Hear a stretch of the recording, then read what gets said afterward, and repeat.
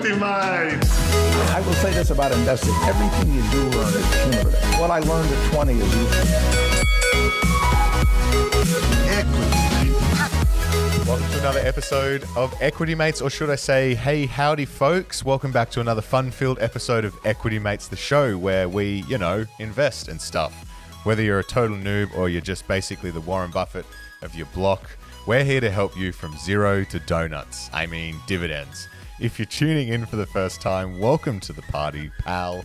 Just a heads up, we've got licenses and stuff, but we don't know your money situation. So what we say, we take with a grain of salt or a donut hole. As always, I'm joined by my equity buddy, Ren. Who am I? I am going to guess you're Homer Simpson. Correct. He's absolutely nailed it. And really just because of the donut stuff. Nothing else gave it away. Yeah. Now, my name is Bryce, not Homer Simpson. And if you have just joined us, welcome. ChatGPT is writing my intros for me. If you have a persona that you would like ChatGPT to do for me, send it through, contact at Equity Mates.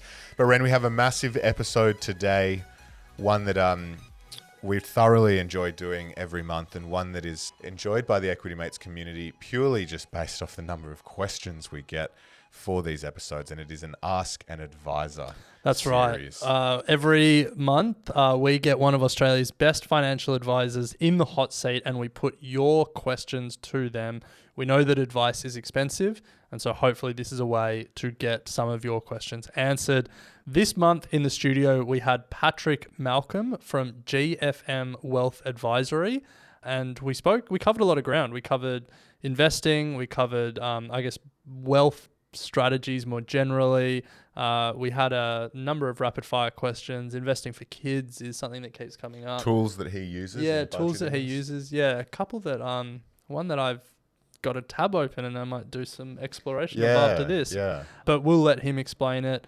And then we finish by talking about, the work of financial planners. Patrick's quite passionate about getting more people in the field. So we cover a lot of ground in this interview. So Bryce, without any further ado, you got any further ados to do? I don't have any ados. Okay, great. Let's get into this one. Well, here is our conversation with Patrick Malcolm, Senior Partner and Certified Financial Planner at GFM Wealth Advisory. Well, Patrick, welcome to Equity Mates. Thank you, Bryce. Thanks for having me. Now, to kick things off, a would you rather? Would you rather travel the world for free for a year or have $150,000 to spend as you please? Am I answering this question or is my wife answering this question? I think I'd take the $150,000 to spend as I please, because I think I could do the travel around the world for less than $150,000, and then I'd invest the rest, Bryce, of course. Nice. Spoken like a true financial advisor. Absolutely. Got to play the numbers game. What about if it was $50,000 to spend? I'd probably take the overseas trip. Yes. Yeah, I was thinking that. What would be the number There's a to get tipping point somewhere. But free implies that you could just go. You could have a multi-million-dollar around the world. Yep. Trip. First class. Yeah. Best true. hotels. Best hotels, best food. Yeah. Everywhere. Yes. It's a tough one. That's a very tough start. That's a very tough start. Yeah, well, they get easier from here. That's cool. a good thing. What would you do, Ren? Well, I would have said the 150,000 as well, because I was like, I could get a really good trip away for 50 grand. But you've really enticed me with the unlimited spending. There was no qualifier. And it would be like every city you go to, it'd be like, I'd be like private tour of the Colosseum. Yeah. Like lock it down and I want to be the only one in there. Yeah. Yeah. So front, maybe that. Yeah. Front row Yankee Stadium. Exactly. Yeah, that sort of stuff. Super Bowl, like all of that. Yeah. Best chefs. Masters. True. All the sports games. All the sports. Yeah. You've sold this, Bryce. I'm on the other side now. I'm on the other side now. Yeah. All right. Well, nice. I mean, Patrick's a big Carlton fan, and when this episode's out, we'll know if they won. You'd be able to get grand final tickets as well. Let's not talk about it. Yeah. I'm nervous about the whole thing. No, it's been a good run. Yeah. Anything from here is a bonus. No, that's what that's they all spoken like a say. true Yeah, absolutely. Spoken like a true pessimistic Carlton supporter who's had to put up with 20 years of grief. Yeah. Anyway, we'll save that for the AFL podcast. We will. Because we are here for an Ask an Advisor episode. We've gone out to our audience and got their questions. And as always, they flood in. If you do have a question for an advisor, hit us up, ask@equitymates.com, and we'll ask it on the next episode. But before we get into it, an important disclaimer. Whilst we are licensed and whilst Patrick is a licensed financial advisor, none of us are aware of your personal financial circumstances. This episode is for education purposes only. Any advice is general. With that said, let's crack in. Let's do it. Now, in prep for this, Pat, can I call you Pat? Of course you can call me Pat. Nice. In prep for this, you actually mentioned a couple of specific tools that you use that we hadn't heard of before. So before jumping into the listener questions, I thought it'd be great to start there because there's some general tools that I reckon a lot of people are going to get a lot of value from. So let's start with budgeting. Mm-hmm. What do you use in your daily life from a budgeting point of view? Yeah, so I use a tool called Pocketsmith. It was a little bit disappointing. There was an Australian app called Pocketbook that disappeared from the market. Yeah, Zip took it out and it's just vanished, which is really disappointing. So I use, I'd say it's more of a tool for a desktop computer than an app. The app's okay, it's not amazing. But what it applies a business-like process to your personal budgeting, okay? So you can generate profit and loss, balance sheets and these sorts of things. And I think the starting point with budgeting is, I think it's really hard to budget without looking at the past as a reference for the future. Now that sounds very vague, but if you don't know what you've spent on certain things, I don't know how you then make an assessment of how you move forward. I mean, the classic example of that is everyone says like, oh, I could do $100 a week for groceries because it just feels like a good round number. Yeah. Never looks at, oh, I've actually been spending $150 for So I call that bottom-up budgeting. The budgeting that I'm talking about, I refer to it as being top-down. So looking back at what you've spent and then making adjustments from there. Yeah. Okay, so, we're not going to go about you shouldn't be drinking a latte a day or smashed avocado or that sort of stuff. It's just complete rubbish, okay? That's not financial planning. But I don't know how you go about setting a budget without looking at what you've spent in the past. And the really good thing about Pocketsmith, and there's other apps like this, is you can feed in all your past data. It uses tools to classify those into certain categories, so groceries, petrol. Sometimes you need to teach it. That's Woolworths, the petrol station, rather than Woolworths, the supermarket. Woolworths, the supermarket.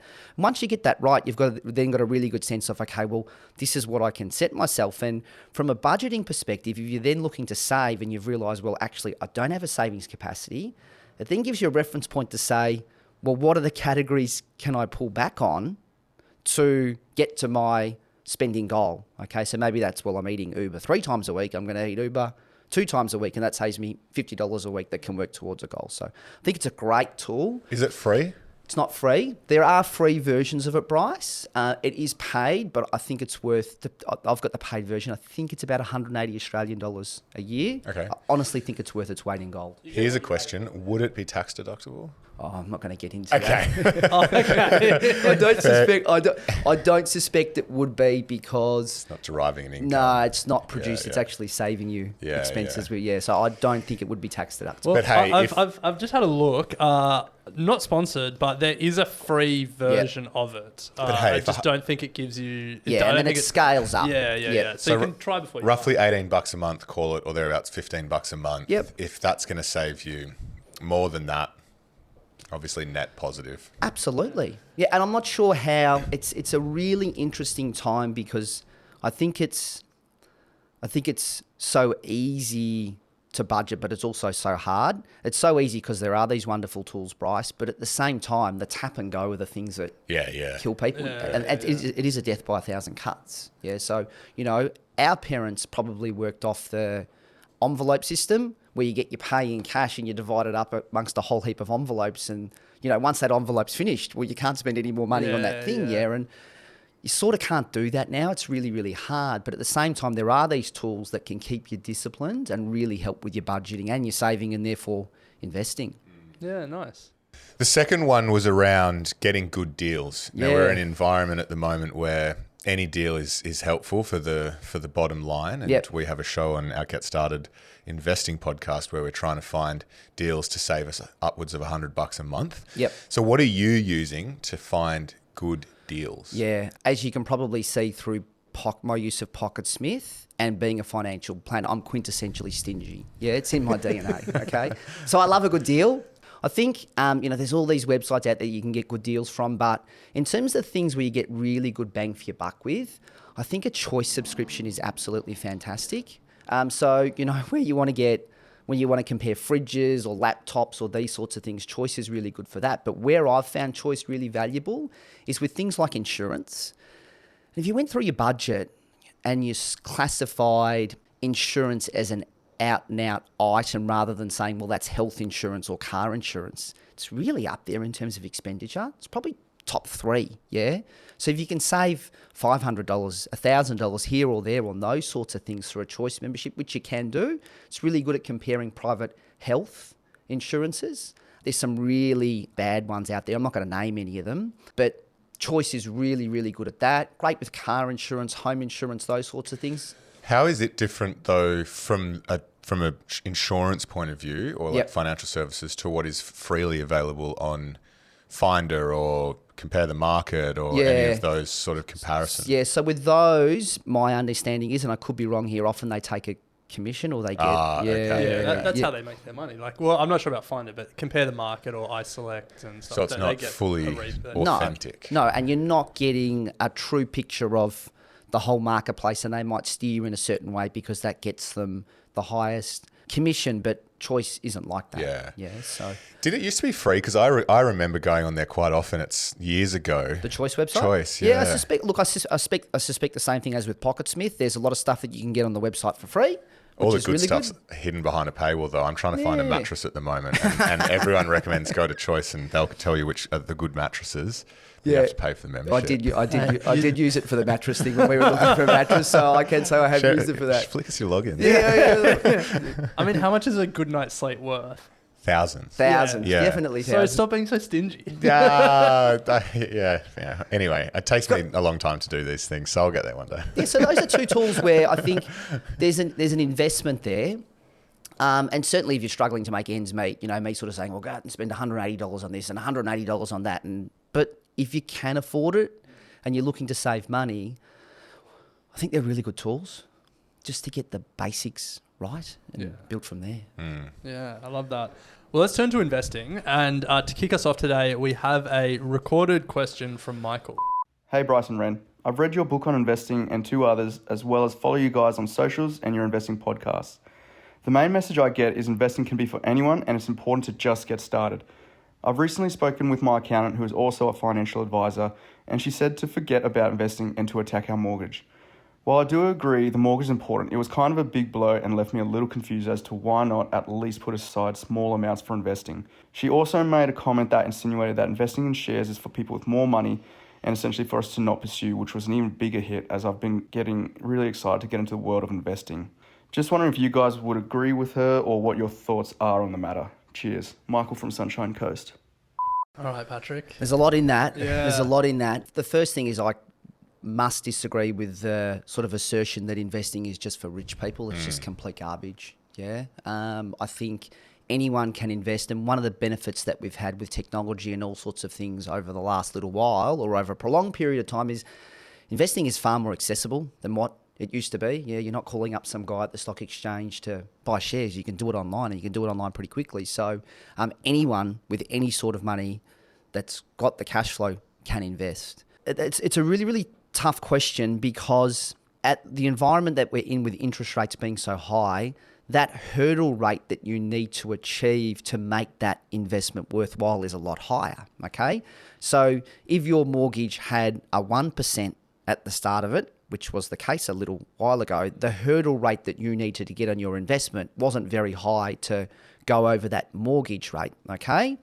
Now we're sort of up in the 6s, okay? So your investment needs to generate an after-tax return to exceed the benefit of paying down your mortgage, okay? And I guess the hardest thing in financial planning is it can be a very precise science. There's an answer that's going to be right or wrong here, depending on what that investment produces in the future. But to think that that investment would need to produce a rate of return of, say, 10% to beat your mortgage, which is 6 on an after-tax basis, give or take, it is really hard. But at the same time, I think we focus very much on diversification from an asset class perspective. I think diversification of strategy is important as well. You know, not having all your eggs in the one basket, i.e. not paying everything off the mortgage, maybe carving a little bit off what you're repaying additionally to that mortgage to invest isn't such a bad idea. So I know I've sort of straddled the camps there, but the reference point is it's a harder environment to beat that after-tax return because interest rates are a lot higher. But at the same time, I think having a little bit each way isn't such a bad thing. So one other thought that I have when this comes up, and I'd be interested to get your thoughts on this. It's I guess a liquidity question. Like for people that spend all their time really focused on paying off their mortgage, I understand that impulse. Like it's the biggest piece of debt you're ever going to have in your life, and you want to get it off the books.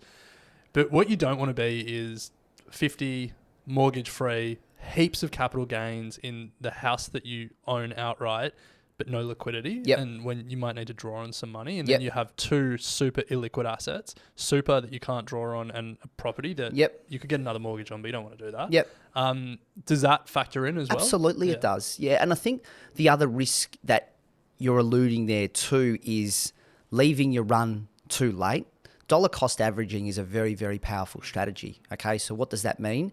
It means that you can sort of smooth out returns if you invest over a period of time of, say, 20 years consistently rather than 10 years. So the framework with that, I guess, is around maybe working out how long it's going to take to repay your mortgage at the current rate, and then what you could push that out to, and then using that surplus cash flow that you've got to either invest outside super or inside super, or a combination thereof. Yeah, so it could be this is your minimum mortgage repayment. You're going to have your mortgage repaid in 10 years. Let's make it 20. What's that gap? How should I be directing that towards investments maybe outside super versus investments inside super? But I get your point. If you want to retire at 50, and it sounds like you're pretty keen to do that. Oh, man, who wouldn't like the idea of that? Yeah. But you're right, you can't have it all in super in your house. So that's the diversification of strategy that's really important as well. So, Pat, the question of paying off a mortgage or investing in super and paying off a mortgage is one that we get literally every week. Yeah. I think it's probably the biggest question that people our age have. Yeah. Earning more than they're spending for the first time in their life. Hotly followed by which broker should I use? Yeah. And when we, collated all the questions, no surprise, this was right up there. Yep. And you mentioned that you had a decision-making framework to help people with this. So can you talk us through that? Yeah, so the decision-making framework is around the mathematics that I was talking about with that mortgage. So if you're repaying your mortgage at such a rate that it's going to be gone in 10 years, okay, maybe you want to have it paid off in 20 years. What would you reduce your repayments to have it paid off in 20? How much cash do you have? And then using that cash to either invest inside super or invest outside super. And why this is really important, Bryce, is because how long have we got with super? Because I can probably talk about it for about 50 years, but anyway, that's okay. I get really excited about superannuation. The reason why this is really important, and they're really good questions from your listeners, is the system isn't set up in a way now that is conducive to you catching up later in life with superannuation. So what do I mean by that? There are limits in terms of how much you can put into superannuation on a pre-tax basis, okay? Used to be 25,000, it recently got indexed to 27,500. So combined with what your employer puts in for you, and then with salary sacrifice contributions on top, or money that you put in that you claim a tax deduction for, there's a limit of $27,500 a year. Many, many years ago, it was $100,000. You could put in $100,000 of your pre-tax salary into super. So what does that mean? You could actually leave your run quite late in life and catch up. You can't do that, yeah? You really can't do that. So leaving super until you're 50, you may actually run out of time because that 27,500 max, well, you may cap that out based on what you're earning, and you may be able to contribute more than that, but you can't contribute more to it. So, my situation, I've got a mortgage, unfortunately, okay? But my wife and I put the maximum amount that we can into superannuation each year, and we're fortunate to be able to afford to do that. But we do that because we know we can't catch up later in life. So if you can afford it, and you're not massively trading off how long it might take you to pay off a mortgage, you should be putting extra money into super. Now, what's that age? I think it's really hard to tell a 30-year-old to salary sacrifice into super. And I'm being quite binary here in terms of numbers, but it's 30 years until you can access it, potentially longer, okay? I think 40, you got to start thinking about it. 50, you've got rocks in your brain if you're not putting extra money into super and can afford it. I've been thinking about this in terms of salary sacrifice. Well, not salary sacrifice, but just getting money in as early as possible into super. So you can then get to a meaningful amount where you can then do SMSF and start then buying like assets that we would probably want to buy outside, but you'd have a chunk of cash in super to actually do it. And then whilst you don't get access to the benefits of that asset, it's still all within the framework I of would your argue super that fund. you do get access to the benefits of the asset because it's grown in value. Well, sorry, what I mean is like I can't realise that until I retire. But if you're getting to 250K as quick as possible in your self-managed, you can play with it, I guess. You can. Do you contribute extra? No, I don't. But I'm not like trying to buy a house outside of super at the moment. It doesn't make sense for me. But I think once you I'm just thinking through like once you get to that point, like I met someone recently who was young and they were doing a lot of like startup and small cap investing through their self-managed super. Smart. And they're like, we've got the liquidity in there to be able to take some of those risks because I've got 30, 40 years in front of me. Absolutely. And they're the sorts of, really with your super, and we're sort of maybe steering to investment strategy a little bit here. You know, it's really interesting. You speak to 30-year-olds and they say, I've got my super in the conservative strategy. And you're like, what are you doing? It's going to be there for 30 years. Like have it invested in the high growth option. And that's sort of what you're talking about, having an exposure to asset classes that will produce an attractive long-term return. And you're not really worried about the volatility, Bryce, because it's not something that you're selling in your personal name. Well, just to follow on for that, and we have a question here from the community.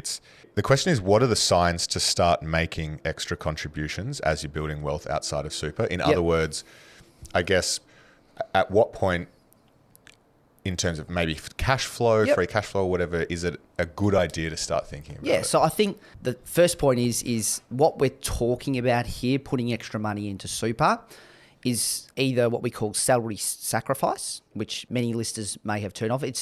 It's distinct from salary packaging. Okay, salary sacrifice is trading off some of your wage, okay, which then goes into super, okay? And just to be clear, the benefits of doing that, when that contribution goes into super, that's taxed at 15%.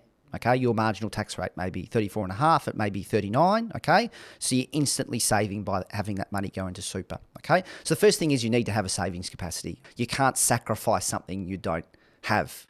I think having your mortgage under control, those numbers that we were talking about before, whereby if you're repaying your mortgage at such a rate that it's going to be paid off in 10 years, if you're 40 and you're going to leave yourself in a position where you're 50, where your mortgage is paid off, but you can't catch up with your super contributions because of these caps, that's the time. So excess savings capacity, mortgage under control. I think the other thing you have to position it as well is you need to understand that you can't lay your hands on that money until you're at least 60.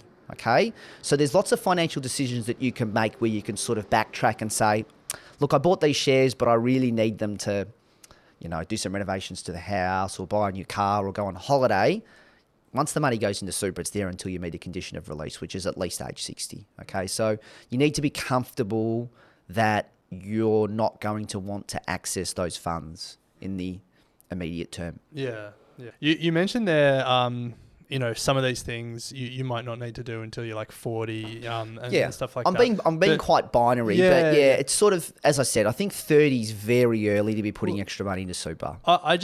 Something that I've been pondering about recently, just in my own personal finances, is that like I might be in the best position I'll ever be in, just because my partner and I are both working, we make okay money, don't have kids, don't have a mortgage. Like the capacity to invest and contribute now, I might never enjoy this again. And then it's like, am I making the most of it, or am I still doing too much Uber Eats? Maybe that's investing. Maybe that's investing outside super then rather than investing inside super. I think it's a really big call, even in spite of all of that, to put the money away and say, I'm not going to touch it until I'm 60. But look, I think we talk a lot about the benefits of time, the benefits of compounding.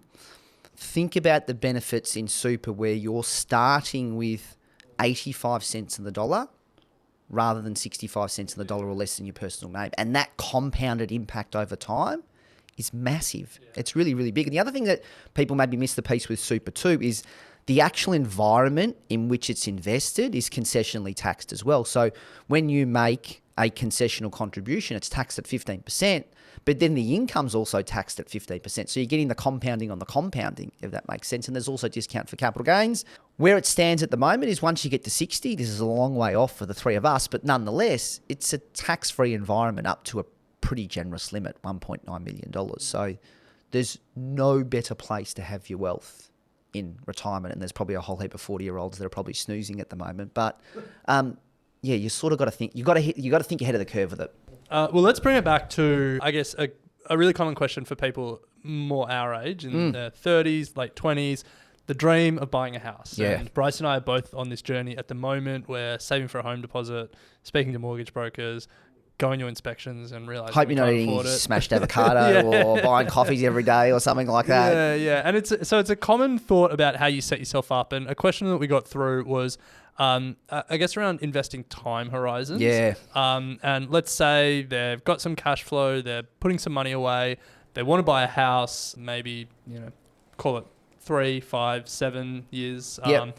How should they start thinking about what they do with that money? Yeah, it's a really, really tricky question because time horizons when it comes to investing, there's nothing more important. Okay, so with superannuation, if you're investing for 30 years, you can take on some risk and sort of say, I'm prepared to ride that volatility. But if you're saving for that house deposit, okay, and the day before you want to sell those investments, the market falls 10%, then you've suddenly got 10% less purchasing power, okay? Probably not a great thing, yeah? So as well as being a quintessentially stingy financial planner, I'm pretty conservative as well. I think if you're investing for 3 years, if you can sort of see the time horizon, I know this is very, very boring, but if you can see your time horizon for buying a house in the next 3 years, I would not be taking any risk with that money, okay? I wouldn't. That's a very short space of time, and markets can do a lot in 3 years. 5 years, I find a really awkward one. That's sort of in between where it's not quite long term, but it's probably a little bit longer. I'd probably be drawn to being conservatively invested. I think if you're sort of saying, I view my investment time horizon for owning a house as beyond 7 years, maybe a portion of what you're saving you could direct towards some market-linked investments. But my view is that when you're saving for a specific purpose where you need a lump sum of capital, I probably wouldn't be taking risk with it. And look, the one thing now is at least investing defensively, you're getting an okay rate of return. It's certainly not higher than inflation on an after-tax basis, but we had term deposits with zeros at the front of them. Yeah, okay, yeah. You're now getting where you can get sort of high interest at call accounts, sort of in the mid 4s. Then if you play the game with the $250 a month or whatever it is, you can probably get 5. So yeah, I was just about to say that we are both in high interest savings accounts. Yeah. And it's just like that is the one silver lining at this moment. at this point in time, with the other side of that being that when you get the mortgage, the interest rate is a lot higher than what it was before. So we sort of can't have our cake and eat it too, if that makes sense. So yeah, it's quite interesting. In our firm, we deal with lots of retirees and self-funded retirees, and you talk about their defensive investments, and they're so happy that their defensive investments are producing a higher rate of return. So say, yeah, but your kids have got the higher mortgage rates. They're like, oh yeah, that's right. So yeah, it's a double-edged sword. Yeah. Now, to close out the investing convo before we take a break and then move on, small caps v large caps. Yeah. What are your thoughts? I think this has been a little bit missed. It's really interesting when you look at where the market is positioned at the moment. We're certain personality types in the finance industry, and we love putting things in buckets and groups and cohorts and these sorts of things. And we talk about the ASX 200, but to sort of divide up the small caps from the large caps, in Australia, we generally consider the top 100 stocks to be the large cap stocks. Small caps, we generally consider, or the index is 100 through 300. And then I think the micro cap index or the emerging market index is thereafter. It's really interesting when you look at the top 100 stocks as a cohort, as a collective, on average, at the moment, are only 5% below their all-time highs. Okay, so that's the price index. Small cap index is 25% below its not its all-time high. The all-time high was set quite a while ago, but I'm sort of talking about the last 2 to 3 years. Now, there are some reasons for that. There are sector biases that exist between both of those indices. Okay, the banks have had a really good run. We've got 4 really big banks in the top 100. That's helped the top 100 index, but the small caps have been a little bit beaten up. So pound for pound, you're getting a collection of investments at 25% lower than their recent high, which is in the last 2 years or so, versus the ASX 100, which is only 5%. So I think it's a really attractive time to be investing in small caps and micro caps with a long-term view. So when it comes to the small and the micro caps and you're talking to clients, are you picking stocks or are you picking managers? Yeah, we like to pick managers. We won't get into a debate about active versus passive. There are certainly some asset classes that are very suited to passive and index strategies. Our very firm view is active managers in the small cap space do add value over time. Yeah. And the research suggests this. Yeah, emerging markets and small caps are, active plays a massive role. Yeah, so, and there are lots of ways to do this. Again, it's a lot easier to gain access to these parts of the market. So many, many years ago, you could probably only use a managed fund that had a prohibitive minimum, okay? There are vehicles that you can buy on the ASX. There's a couple of really good listed investment companies that have done really well over a long period of time. There's one called Mirrabooka. I always get the name Mirrabooka or Mirrabooka. I always seem to get it wrong, but that's okay. It's run by the same team that runs AFIC, okay? It's not precisely a small cap listed investment company because it invests outside the top 50, but that's mid caps and small caps. Again, we love putting things in buckets. It's made 12% a year over the last 10 years. You could buy it at a little bit of a discount to its net asset value. I think that's, and it's got, 4 of the stocks I just looked this morning. Owns carsales.com, owns realestate.com or REA Group, Reece and Breville. Pretty good businesses, yeah? They're just not the biggest stocks on the ASX. Yeah. And the beauty with small cap stocks is small cap stocks do become large cap stocks, yeah? CSL was a small cap stock once upon a time. Is REA not a large cap? Surely, yeah. Yeah, I think it's a mid cap. It might have gone X50. They do allow them to drift, but they've got it in their portfolio. Okay. It probably is. Just with Mirrabooka. I mean, I don't criticize the investment at all. It's just the classification. Mirrabooka is X50, whereas we typically define small caps as being, so it's probably in that 50 to 100. They do let things drift, which makes sense. You don't want to sell something just because it's gone out of the index or buy it just because it's gone into it. So, yeah. There's another one in the microcap space, which is really interesting. I think many would have heard of Jeff Wilson. Runs a large stable of listed investment companies. They've got something called WAM Microcap. It's done really, really well. Names in there aren't quite as familiar as those in, say, a Mirrabooka. But again, you're getting exposure to companies that, generally speaking, will grow much faster than the largest 100 stocks over a period of time. And with a long-term view, pretty good way to get an exposure. Wow. Pay really nice, fully franked dividends. Listed investment companies are good because they do generally try and control the taxation outcomes, which can be better when you're doing your tax return at the end of the year rather than an ETF. Okay. Oh, especially Jeff Wilson. He loves a franking credit. Yeah. Does he? Yeah, he was leading the charge against the franking credit changes. I think he's doing it again now. Yeah, beating his, yes. My thing with small cap funds is the more names I know in it, the less interested I am. Yeah, interesting. Yeah, I mean, that is why active management plays a role. Yeah. Because we don't recognise I think a mix of the two is nice. Having some names that give you a familiarity, but then also accepting that there's a lot you're missing, and that's so it's a combination there, I feel, Bryce, where you get a comfort from knowing some of the names, i.e. car sales, real estate, Reece, Breville, and then maybe a few there. Well, hang on, what does that do? Yeah, a good mixture of the two. Well, we've covered a lot of ground. Pat, we're going to take a quick break, and then on the other side we've got some quick fire questions from the community, and then we'll close out with a bit on the industry itself. Exciting.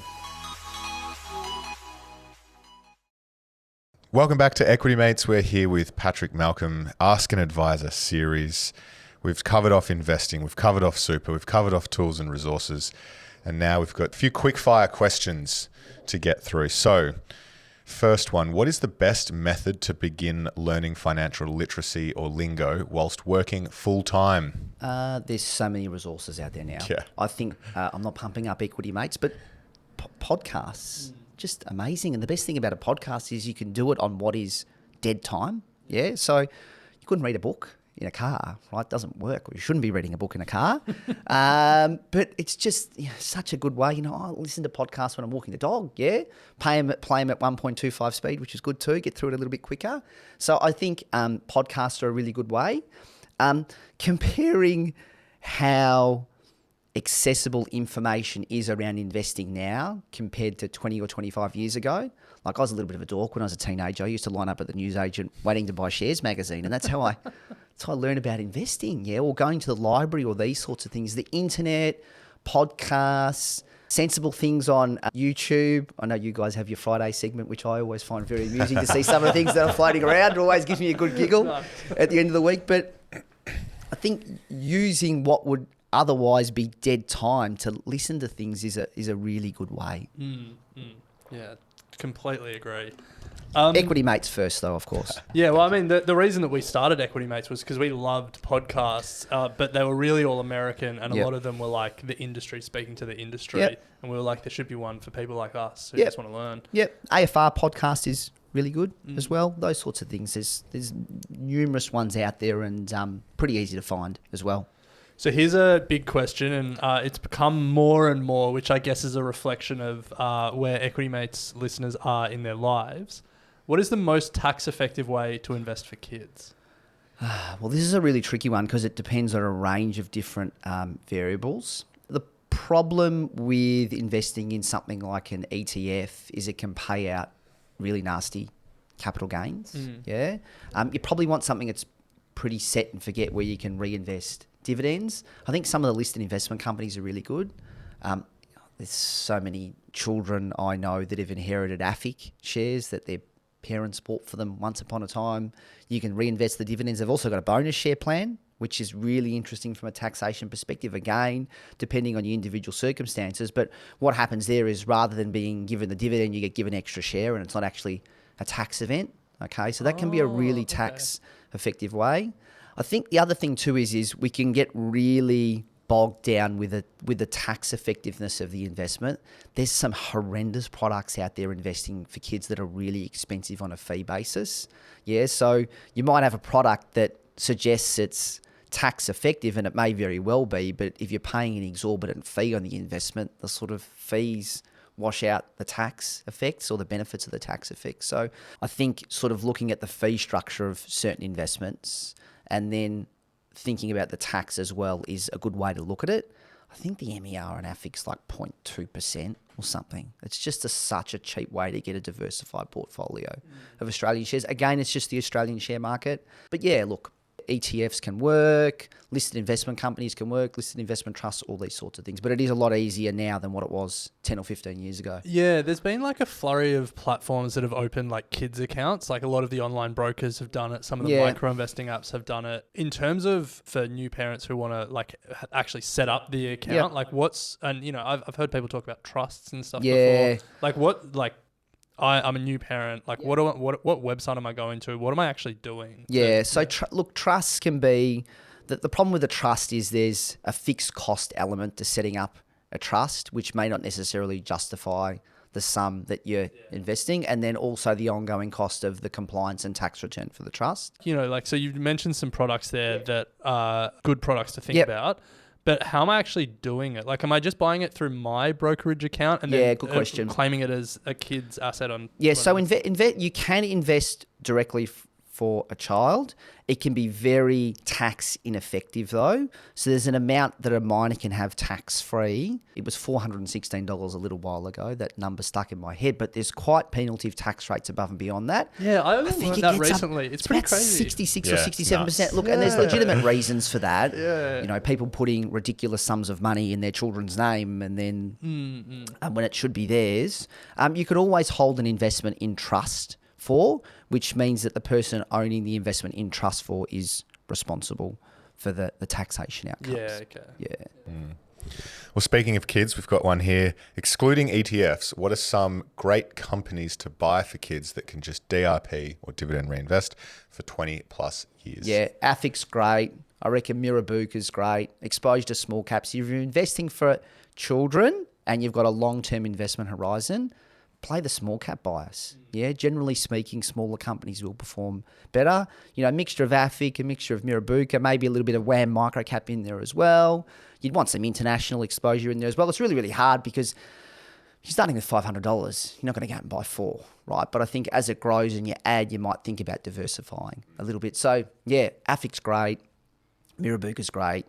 WAM, they all offer dividend reinvestment. They're all really, really good ways to invest for children for the long term. Nice. And that was explicitly in the question, it was exclude ETFs as well. Yeah. Like you can always, there's always indexes and ETFs as well. Yeah, the thing with, look, as I said, ETFs are great. They can pump out nasty taxation outcomes if the trust has had a good year and it's triggered a whole heap of capital gains, which can happen in an index fund as they chop things in and out. Yeah. Whereas something like, the listed investment companies I was talking about, they can be much better from a taxation perspective. They pay tax as a company, often distribute you a fully franked dividend, which may be better than a whole heap of realised capital gains from an ETF. This question is going to be an interesting one to get your answer from, because I feel like it might be a piece of string, but let's ask it. Yep. How much percentage should I save each pay?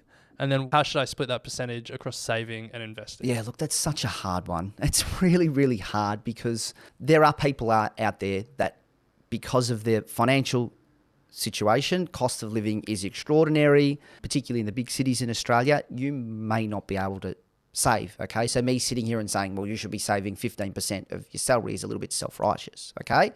But if you're earning a good wage, you're living at home with mum and dad, not paying many bills, you probably should be saving a really good chunk of your salary. And sort of to reference it back to those tools that I spoke about at the start, particularly PocketSmith, you should be using that as a reference point for what you're saving.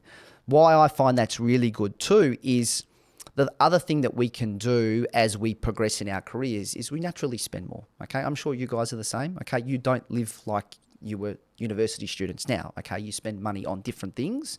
And I don't have the data around this, but generally when we get a pay rise, we generally consume most of it, okay? So using PocketSmith as a reference point to sort of say, well, this is what I'm spending and maybe this is how I'll reward myself. But yeah, some people can't save any of their salary. Some people should be saving 80% of their salary, yeah? And then dividing that between saving and investing, but it really depends on your time horizon, yeah? If you're saving for a house in the next 3 years, 100% of it should be saving, okay? If you've got a savings capacity, you've paid off your mortgage, you should be investing all of it. Now, whether that's inside super or outside super is a different thing, okay? But it really depends on where you are. And it depends on family circumstances as well. You know, I've got 2 young children. When my wife took some time off work when they were younger, we couldn't save anything. And for me to come up with a binary percentage around what we should be saving probably would have resulted in me losing my life. But yeah, there's times in your life where you can't save. So I just can't. You know, I see 30, 30, 10. I see all these sorts of percentages. I think they're garbage. It's really dependent on your circumstances. You know, if you're 2 singles and you move in together, you should have a better savings capacity as a couple because your bills are going to be lower. Again, if you're living at home and your expenses are low, you should be able to save a lot. If you're a young family and someone's taken some time out of the workforce, you may not be able to save. You may actually be chewing into your savings. So it really depends. And then that split between savings and investing, it depends on what the goal is. Yeah. So it was a bit of string. It did get... That's all right. That's all right, as I thought. I did a very good job of not answering that while I answered it. Yeah. No, but I think it's a good thing to think about. And it's a good reminder that, like, people who are, feeling the cost of living crunch more than most, like, it's okay if you're not saving at the moment. We can't guilt or shame people into thinking that you can get blood out of a stone. Like, it's tough out there, okay? We see this data around inflation. You need to understand with inflation, that's an average of a whole heap of different things, right? You know, I think food costs were up 20 or 25% at their peak, yeah? And groceries are a really big expense. Now, if your grocery bill's gone up 20 or 25%, maybe you can't save anymore. So I think having these sort of silly rules around how much you should be saving, lots of people out there are really struggling with cost of living pressures and mortgage, interest rates have gone up as well. So yeah, it's not an easy environment. Yeah. Well, we are almost out of time, but we want to talk about the career of financial planning and investing, because we've had a lot of advisors on the show and we haven't really spoken about it, but we know it's something that you're quite passionate about. So give us the pitch. There's a lot of uni students listening, a lot of people starting their careers. Give us the pitch. I think it's a fantastic industry. Despite my youthful appearance, I've been in the industry for almost 20 years and I've been an advisor for a little bit more than 10 years. And I never regret the day that I entered into this industry. I don't. It's a fantastic profession. What do I like about it as a profession? It gives you lots of diversity on a day-to-day basis. So we've spoken about investing and what we would call strategy today. They're two different things, okay? There's the investing piece and then there's a strategy around, should it be inside super, should it be outside super, should it be mortgage? So you get that diversity of roles. The other thing that you get to do is you get to deal with people on a day-to-day basis, which is really, really good as well. Okay, so I couldn't bear to think of myself crunching numbers into an Excel spreadsheet all day. I do it for good portions of the day, but not all the day. But the thing that I enjoy most about financial planning is that face-to-face interaction with people. Having listened to your podcast and watched things on social media from you guys, there's always this desire to find stocks that have really attractive thematics and tailwinds. This industry has really attractive thematics and tailwinds, okay? There's been an exodus of advisors from the industry for a range of different reasons that we don't need to go through. So there's actually a shortage of financial planners. We've gone through a lot of upheaval in the industry. People generally seek advice as they approach retirement. The aging baby boomer is huge. So you've got this industry thematic where you've got a low supply of financial planners, but high demand for financial planning advice. It's a great industry. It's a really good industry. If you like dealing with people, if you like solving problems, I think it's something that you should look at. It's really, really hard because, I did a broad commerce degree. There's one financial planning subject. I did my master's in applied finance. There's one financial planning subject. Now, I was lucky I was in the industry, and there are some universities that do it really well, but there are some universities that sort of touch on it at a very, they all want you to do accounting and these sorts of things, which is great. But I think it's a great industry. And if there are university students listening, I would encourage them to have a look at the industry closely. Well, I think the fact that this episode exists is testament to the fact that there's demand for more advisors, and Bryce and I both experience it personally. We don't have advisors, and a lot of our audience are also feeling it. We'd all love to get advice. So supply and demand. A key way that prices can come down is if supply goes up. That's right. Let's get some more planners out there. Absolutely, sounds good.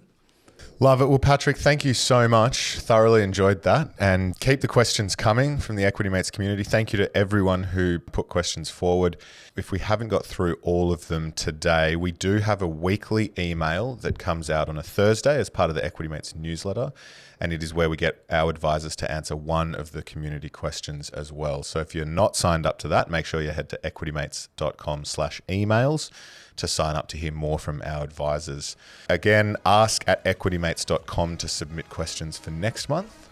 But Pat, thank you so much. Thank Covered you. a lot really of ground. Appreciate the invite. Thanks for coming on, and I know we're releasing this after the weekend. I can say go Blues. Love it. Thank you. You have been listening to an Equity Mates Media production. In the spirit of reconciliation, Equity Mates Media acknowledges the traditional custodians of country throughout Australia and their connections to land, sea and community. We pay our respects to their elders past and present and extend that respect to all Aboriginal and Torres Strait Islander peoples today. This podcast is intended for education and entertainment purposes. Any advice is general advice only and has not taken into account your personal financial circumstances, needs or objectives. Before acting on general advice, you should consider if it is relevant to your needs and read the relevant product disclosure statement. And if you're unsure, please speak to a financial professional. The hosts of this podcast and their guests may have positions in the companies mentioned. Equity Mates Media operates under an Australian Financial Services Licence 540697.